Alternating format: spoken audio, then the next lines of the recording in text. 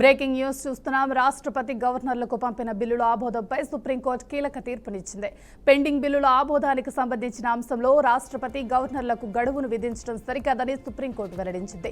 రాష్ట్రాల శాసనసభలు ఆమోదించి పంపిన బిల్లులకు ఆమోదం తెలిపే విషయంలో రాష్ట్రపతి గవర్నర్లకు న్యాయస్థానం గడువు విధించడంపై రాష్ట్రపతి ద్రౌపది ముర్ము సంధించిన ప్రశ్నలను సుప్రీంకోర్టు సమాధానమిచ్చింది. కారణం చెప్పకుండా గవర్నర్లు బిల్లులు వెనక్కి పంపలేరని స్పష్టం చేసింది. గవర్నర్లు అపరిమిత అధికారులను వినియోగించలేరని ఆర్టికల్ 200 కింద వారికి విచక్షణ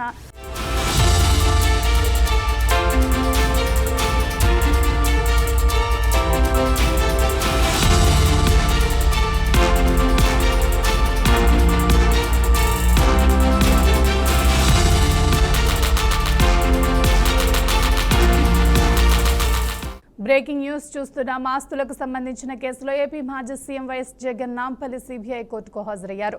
కోర్టు ఆదేశాల ప్రకారం ఆయన హాజరైనట్లు జగన్ లాయర్ స్పష్టం చేశారు. నిర్దేశిత సమయానికి కోర్టుకు చేరుకున్న జగన్ కోర్టు హాల్లో కేవలం 5 నిమిషాలు మాత్రమే ఉండగా కోర్టు ఆయన హాజరును రికార్డులో నమోదు చేసి విచారణను ముగించింది. ప్రస్తుతం మళ్లీ కోర్టుకు హాజరు కావాల్సిన అవసరం లేదని, తదుపరి ఉత్తర్వుల ప్రకారం మాత్రమే జగన్ తిరిగి కోర్టుకు వస్తారని లాయర్ తెలిపారు. ఇదే అంశానికి సంబంధించి పూర్తి సమాచారాన్ని మా రిపోర్టర్ మనోజ్ లైవ్ ద్వారా అందిస్తారు. చెప్పండి మనోజ్. రైట్ స్వీయ ఆంధ్రప్రదేశ్ మాజీ సీఎం వైఎస్ జగన్మోహన్ రెడ్డి అక్రమాస్తుల కేసులో నాంపల్లి సిబిఐ కోర్టుకి 11 గంటల 45 నిమిషాలకి హాజరయ్యారు. దాదాపు 12 గంటల 20 నిమిషాల వరకు 35 నిమిషాల పాటు నాంపల్లి సిబిఐ కోర్టులో జగన్ ని ప్రశ్నించారు. 11 ఛార్జ్ షీట్లకు సంబంధించినటువంటి పలు అంశాలలో సుదీర్ఘంగా 35 నిమిషాల పాటు అక్కడ ఉన్నటువంటి న్యాయవాదులు ప్రశ్నించడం జరిగింది. గతంలో ఉన్నటువంటి ఈ కేసుకు సంబంధించినటువంటి పూర్వఫలాలు ఏ విధంగా ఉన్నాయి, ఆ రికార్డ్స్ కి సంబంధించినటువంటి అన్ని డీటెయిల్స్ ను కూడా పరిగణలోకి తీసుకున్నారు. దానికి సంబంధించినటువంటి ఏదైతే ఉన్నాయో జగన్ కి సంబంధించినటువంటి గతంలో అక్రమాస్తులకు సంబంధించినటువంటి పెట్టుబడుల విషయంలో కావచ్చు, అలాగే క్విట్ ప్రోకోకు సంబంధించినటువంటి, అలాగే దానికి సంబంధించినటువంటి ఏదైతే భారతీ సిమెంట్ లో కావచ్చు, ఇట్లాంటి 11 ఛార్జెస్ సంబంధించి పలు అంశాలపై సుదీర్ఘంగా న్యాయవాదులు ప్రశ్నించినటువంటి సందర్భం అయితే ఉంది. దానికి సంబంధించినటువంటి రికార్డ్స్ ను కూడా న్యాయవాదులు రికార్డ్స్ కూడా నమోదు చేశారు. ఇదే అంశానికి సంబంధించి మనతో మాట్లాడడానికి హైకోర్టు అడ్వకేట్ రంగప్రసాద్ మనతో ఉన్నారు లైవ్ లో. రంగప్రసాద్ గారు, చెప్పండి, ఏంటి జగన్ అక్రమాస్తుల కేసులో ఇవాళ నాంపల్లి సిబిఐ కోర్టుకు హాజరయ్యారు, ఏం చెప్పారు ప్రధానంగా సిబిఐ కోర్టులో? ఈ రోజు న్యాయస్థానం ఖచ్చితంగా కోర్టుకు హాజరు కావాల్సిందిగా ఆర్డర్ పాస్ చేయడం వల్ల 21 తారీఖు లోపల కూడా జగన్మోహన్ రెడ్డి ఖచ్చితంగా ఏదైతే అతను ఫారెన్ ట్రిప్కి వెళ్లడం జరిగిందో దానికి సంబంధించి పాస్పోర్ట్ యాక్ట్ ప్రకారం ఏంటంటే న్యాయస్థానం ఆర్డర్ ప్రకారం ఏంటంటే తిరిగి వచ్చిన తర్వాత కోర్టు ముందు అప్పీల్ కావాల్సిన అవసరం ఉండే. ఇన్ని రోజులు ఏంటంటే అతను ఒక ముఖ్యమంత్రి హోదాలో ఉండి అతని సమయం వీలు కాని సందర్భంలో ఏదో డేట్ పోస్ట్ పోన్ చేయడం జరిగింది. కానీ న్యాయస్థానం ఏంటంటే ఖచ్చితమైన ఒక ఆర్డర్ పాస్ చేయడం అనేది 21 తారీఖు లోపల ఖచ్చితంగా వ్యక్తిగత హాజరు కావాల్సి ఉందని చెప్పి ఆర్డర్ పాస్ చేయండి. దాని ప్రకారం ఈరోజు జగన్మోహన్ రెడ్డి గారు కోర్టు ముందు అప్పీల్ కావడం జరిగింది. అయితే వ్యక్తిగతంగా అయితే హాజరయ్యారు. దానికి సంబంధించినటువంటి ఛార్జ్ షీట్ లో పలు కీలకమైనటువంటి అంశాలను కూడా ప్రస్తావించాల్సినటువంటి సందర్భం అయితే ఉందనేసి కూడా అక్కడ చెప్తున్నారు. ఏంటి ఈ రోజు అయితే ఓన్లీ స్పెసిఫిక్ గా మాత్రం వచ్చింది ఏంటంటే ఏదైతే ఫారెన్ ట్రిప్ కి వెళ్ళడం జరిగిందో వ్యక్తిగత హాజరుకు సంబంధించిన పిటిషన్ మాత్రమే పెండింగ్ ఉండే, అతను అపీల్ కావడం వల్ల ఆ పిటిషన్ క్లోజ్ చేయడం జరిగింది. రైట్, ఈ కేసుకు సంబంధించి ఏమైనా ఎగ్జామ్షన్ ఇచ్చే అవకాశం ఉందా? నెక్స్ట్ మళ్ళీ హాజరవ్వాల్సినటువంటి పరిస్థితి అయితే ఉంటుంది. కోర్టు నుంచి ఏ విధమైన ఇప్పటి వరకైతే ఏ విధమైన ఆదేశాలు అయితే లేవు, కోర్టుకు అప్పీల్ కావాల్సింది. కానీ కేసు ప్రొసీడింగ్ అనేది కేసు అనేది పెండింగ్ ఉంది కాబట్టి ముందు ఖచ్చితంగా కోర్టు ట్రయల్ స్టార్ట్ అయిన తర్వాత యాజ్ పర్ ఆర్డర్ ప్రకారం కోర్టు ముందుకు హాజరు కావాల్సిన అవసరం ఉంటుంది. ఈ కేసులో ఇప్పటికే దాదాపు మాజీ మంత్రులు కూడా ఉన్నారు. నిమ్మగడ్డ ప్రసాద్, అలాగే విజయసాయి రెడ్డి, ఇక ధర్మాన ప్రసాదరావు నిందితులుగా ఉన్నారు. ఇక మనం చూసుకుంటే ఈ కేసులో ఎవరైతే మోపిదేవి వెంకటరమణ కూడా ఉన్నారు.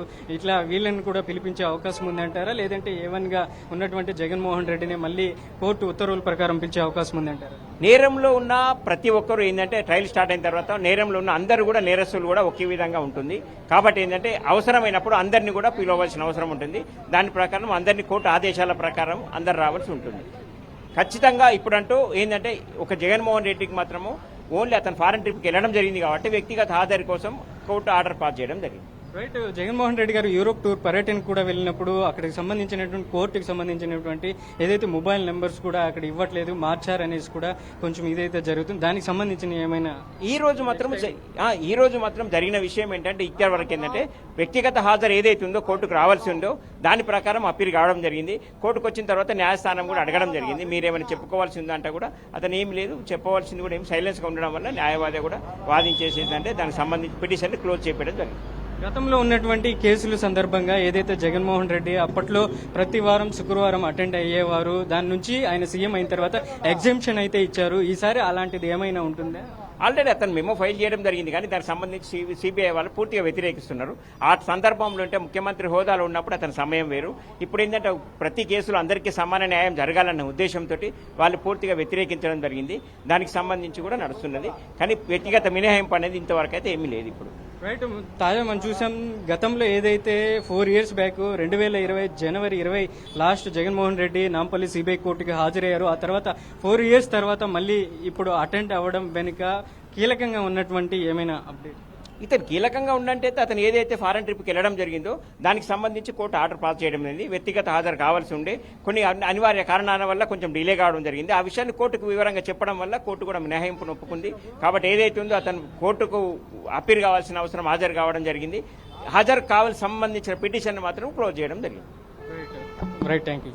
రైట్, అదే హైకోర్టు రంగప్రసాద్ చెప్తున్నారు. ప్రధానంగా ఈ కేసులో ఉన్నటువంటి కీలకంగా A1 జగన్మోహన్ రెడ్డిని ఏదైతే ఆయన యూరోప్ టూర్, ఫారిన్ టూర్కి వెళ్ళినటువంటి పరిస్థితిలో కోర్టుకి కొన్ని ప్రొసీడింగ్స్ ప్రకారం ఉంటాయి, అవి ఏవి మొబైల్ నెంబరు అలాంటివి ఏవి సబ్మిట్ చేయలేదు. ఇక దాంట్లో ఉన్నటువంటి కీలకంగా గతంలో ఏవైతే ఈ ఛార్జ్ షీట్లో ఉన్నటువంటి ప్రధానమైనటువంటి పెద్ద రాజకీయ నాయకులు, మాజీ మంత్రులు కూడా ఉన్నారు. మోపిదేవి వెంకటరమణ, అలాగే నిమ్మగడ్డ ప్రసాద్, విజయసాయిరెడ్డి, ధర్మాన ప్రసాదరావు నిందితులుగా ఉన్నారు. ఈయనకి సంబంధించినటువంటి వాళ్ళని కూడా నెక్స్ట్ విచారించే అవకాశం ఉంది. నెక్స్ట్ ఉత్తర్వుల ప్రకారం జగన్మోహన్ రెడ్డిని కూడా ఇప్పటికి సంబంధించినటువంటి ఇవాళ 35 నిమిషాల్లో దానికి సంబంధించినటువంటి రికార్డు కూడా నమోదు చేయడం జరిగింది.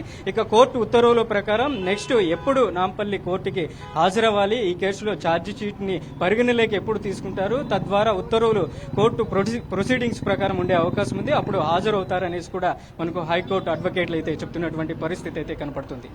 మనోజ్, ఏ అంశాల మీద విచారించినట్టు తెలుస్తుంది జగన్మోహన్ రెడ్డిని?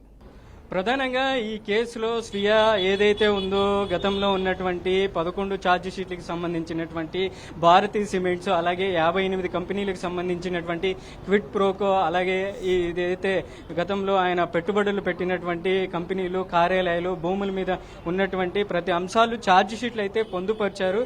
గతంలో జగన్మోహన్ రెడ్డి ఏదైతే 2011లో ఉన్నటువంటి ఆగస్టులో ఎఫ్ఐఆర్ నమోదైంది, ఆ తర్వాత 2012లో మొదటి ఛార్జ్ షీట్ను ఫిబ్రవరిలో అయితే నమోదు చేశారు. ఇక 2, 3, 4 ఛార్జ్ షీట్లు అయితే ఏప్రిల్, మేలో నమోదు చేశారు 2012. ఇక మే 25వ తేదీ నాంపల్లి సిబిఐ కోర్టుకి తొలిసారిగా జగన్మోహన్ రెడ్డిని పిలిపించారు. మే 25వ తేదీ పిలిపించిన తర్వాత 2 రోజులు విచారించిన తర్వాత మే 27, 2012లో జగన్మోహన్ రెడ్డిని అప్పుడు అరెస్ట్ చేయడం జరిగింది. దాదాపు 16 నెలల పాటు ఆయన జగన్మోహన్ రెడ్డి చెంచల్గూడ జైల్లో కూడా ఉన్నారు. ఆ తర్వాత 2014 తర్వాత ఆయన పార్టీ కార్యకలాపాలకు సంబంధించినటువంటి కీలకమైనటువంటి నేతలతో సమావేశమవుతూ ఏదైతే ప్రతి శుక్రవారం కోర్టుకి అటెండ్ అవుతున్నటువంటి పరిస్థితి అప్పట్లో ఉండేది. దానికి సంబంధించినటువంటి కీలకమైనటువంటి మాజీ మంత్రులు కూడా ఈ కేసులో నిందితులుగా ఉన్నారు. వారిని కూడా ఈ కేసుకు సంబంధించినటువంటి అటాచ్ చేశారు. దానికి సంబంధించినటువంటి 2014 నుంచి 2015 వరకు ఆయన హైదరాబాద్ లోటస్ ఫండ్ లో ఉన్నారు. ప్రతి శుక్రవారం కోర్టుకి హాజరవుతున్నారు.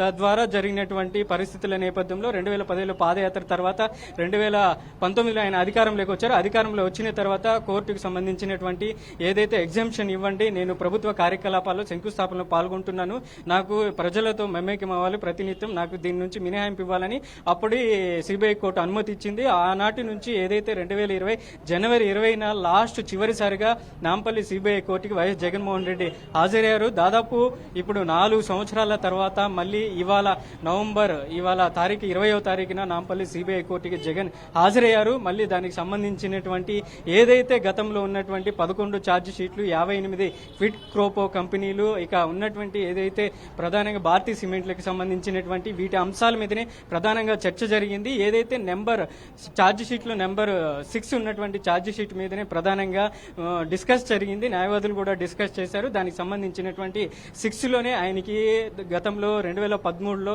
ఆయనకు బెయిల్ వచ్చింది జగన్మోహన్ రెడ్డికి. అప్పుడు బెయిల్ నుంచి ఆయన కొనసాగుతున్నారు ఇదే బెయిల్ మీద. దాదాపు 12 సంవత్సరాల పాటు జగన్మోహన్ రెడ్డి బెయిల్ మీదనే ఉంటున్నారు. ఇక ఇవాళ తాజాగా ఆయనకి సంబంధించినటువంటి ఏదైతే హైకోర్టులో ప్రొసీడింగ్స్ని దానికి సంబంధించినటువంటి రికార్డ్స్ని కూడా నమోదు చేశారు. ఇక తదుపరి ఉత్తర్వుల ప్రకారం జగన్మోహన్ రెడ్డి ఎప్పుడు నాంపల్లి సిబిఐ కోర్టుకి హాజరవ్వాలి అనేసి కూడా న్యాయస్థానం సూచనల మేరకు హాజరవ్వాలి. తప్పకుండా ఈ కేసులో ఏదైతే నిందితులుగా ఉన్నటువంటి బెయిల్ మీద ఉన్నటువంటి మిగతా మాజీ మంత్రులు కూడా నెక్స్ట్ విచారించే అవకాశం కూడా ఉన్నట్లు కూడా ఇక్కడ ఉన్నటువంటి హైకోర్టు అడ్వకేట్లు చెప్తున్నటువంటి పరిస్థితి అయితే స్పష్టంగా కనిపిస్తుంది. Shivayya, thank you Manoj, thanks for the update.